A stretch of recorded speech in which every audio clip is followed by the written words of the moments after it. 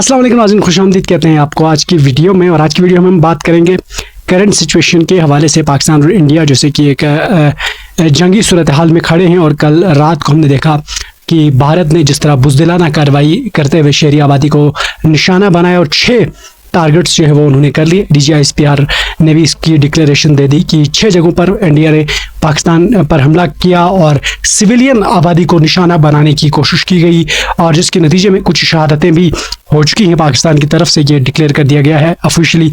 और साथ ही साथ पाक फ़ज़ाइया जो कि हमेशा से बहादुरी से लड़ती हुई आई है, और MM आलम का जो रिकॉर्ड एक साथ 5 तैयारे गिराने का जो रिकॉर्ड था, वहाँ से ये रिकॉर्ड चलता आ रहा है पाक फ़ज़ाइया का। और पाक फ़ज़ाइया ने हमेशा की तरह अपनी हिस्ट्री को बरकरार रखते हुए कल रात भी जिस तरह से मुकाबला किया है, और भारत की कुल 5 तैयारे गिरा दी हैं। उनमें से 3 राफेल हैं, और राफेल जिसके बारे में भारत ये दावा करता है कि वो डिजिटल टेक्नोलॉजी से लेस हैं, और उनका मुकाबला करने की सकत रखने वाली कोई जहाज़ या कोई तैयारा पाकिस्तान के पास नहीं है। ये भारत का दावा है, और फ्रांस से उन्होंने इसको इंपोर्ट किया है। और इसकी जो कीमत बनती है, उन्होंने 26 के करीब राफेल जो है वो मंगवाए हैं, इंपोर्ट किए हैं, और उनकी कीमत $7 बिलियन से भी ज़्यादा उन्होंने अदा की है। यानी $7 बिलियन खर्च करके इंडिया ने जो तैयारे फ्रांस से मंगवाए, उनकी वक़्त ये है कि पाकिस्तान के JF-17 थंडर्ड के सामने उनकी कोई औकात नहीं है। राफेल जिसका गरूर इंडिया को था, जिसका तकब्बुर इंडिया को था, और जिस पर मोदी और उसके आलाकार, उसका मीडिया, उसकी फ़ौज चीख चीख कर रात दिन ये दुहाई देती है कि हमारे पास राफेल है, हमारा डिफेंस सिस्टम मजबूत है, हमारी फ़ौज ये है, हमारे पास ये है। तो वह है जनाब इसराइल जैसे मुल्क की तरह की वो एक जारहियत रखता है। जिस तरह इसराइल गज़ा में मासूम लोगों को निशाना बनाता है, उसी स्ट्रेटजी पर, चूंकि बाप है ना उनके इसराइल और वो बेटे हैं, तो बाप की स्ट्रेटजी पर अमल करते हुए इंडिया ने भी ये करने की कोशिश की और सिविलियन आबादी को निशाना बनाया। और फिर पाक फ़ौज ने यकीनन इसका भरपूर जवाब दिया है, और ये जवाब अभी छोटा है, इससे बड़ा जवाब इंडिया को पाक फ़ौज इंशाल्लाह देगी। पाक फ़ज़ाइया इससे बड़ा जवाब देगी, और देने की हिम्मत हमारी फ़ौज में है। हमारे सिपाही तैयार हैं, हमारा एक एक वतन का शहरी वो तैयार है, सब यूनिफॉर्म पहन कर बैठे हुए हैं, और हम नारे हैदरी की सदा बुलंद करने वाले हैं। और जब नारे हैदर की सदा बुलंद होती है तो फिर वो संदूर नहीं रहता, फिर वो खून में बदल जाता है, और फिर उन्हीं के खून की मांग भरकर हम वापस आ जाते हैं।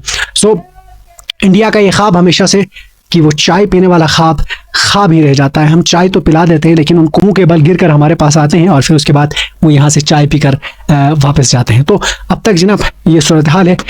होप सो कि इंडिया इससे कुछ सबक सीखेगा 5 तैयारी करने के बाद, और फिर मज़ीद ऐसी कोई कोशिश, ऐसी अच्छी हरकत करने से बाज आएगा। लेकिन नहीं लगता कि इंडिया बाज आए, क्योंकि उनका मीडिया जिस तरह का राग अलाप रहा है, जिस तरह मोदी और उसके हवारी जिस तरह की सियासत कर रहे हैं, जिस तरह का प्रोपेगेंडा कर रहे हैं, अब चूंकि उन्होंने शिकस्त खाई है, शिकस्त देखी है, तो उस शिकस्त की आरिजी खुशी के लिए वो क्या करेंगे, सिविलियन आबादी को नुकसान पहुंचाने की कोशिश करेंगे, और जो कि उन्होंने कर भी दिया। इससे ज़रा सी तस्कीन तो नहीं मिलेगी, लेकिन अगले ही लम्हे उनको नहीं पता होता कि पाक फ़ज़ाइया हमारी पाकिस्तान की आर्मी किस तरह का जवाब देने की सलाहियत रखती है। और सोशल मीडिया ने भी इस बात को डिक्लेयर कर दिया है कि पाकिस्तानी फ़ौज जो है वो सिर्फ उन चीज़ों को अटैक कर रहा है कि एक तरह से अपना दिफा कर रहे हैं, लेकिन इंडिया जो है वो जंगी कवानीन को भी पसे पुश्त डालकर वो सिविलियन आबादियों को नुकसान पहुंचाना है, बच्चों को, ख़वातीन को निशाना बनाने की कोशिश कर रहा है, जो कि उनकी बुज़दिली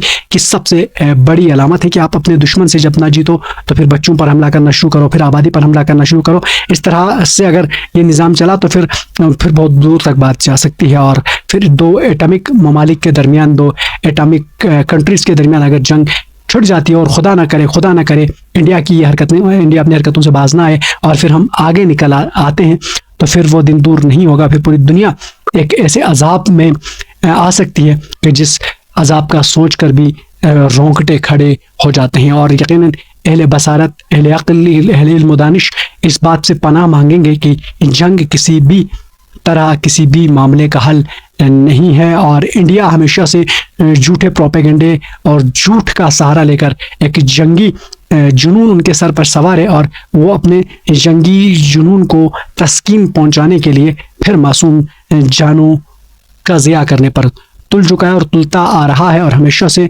उसकी वजह से बहुत सी मासूम जानें अपनी ज़िंदगी से, अपनी कीमती ज़िंदगी से हाथ तो बैठती हैं। सो अब तक की ये सूरत हाल थी जनाब, हमने इससे आगाह कर लिया। मजीद जैसे ही कोई नई अपडेट मिलती है हम आपको अपडेट कर देते हैं। हमारे चैनल को सब्सक्राइब करें, लाइक करें वीडियो को, और कमेंट करके बता दें कि पाकिस्तान आर्मी ने जो इंडिया को सबक सिखाया उसके हवाले से आपकी क्या राय है।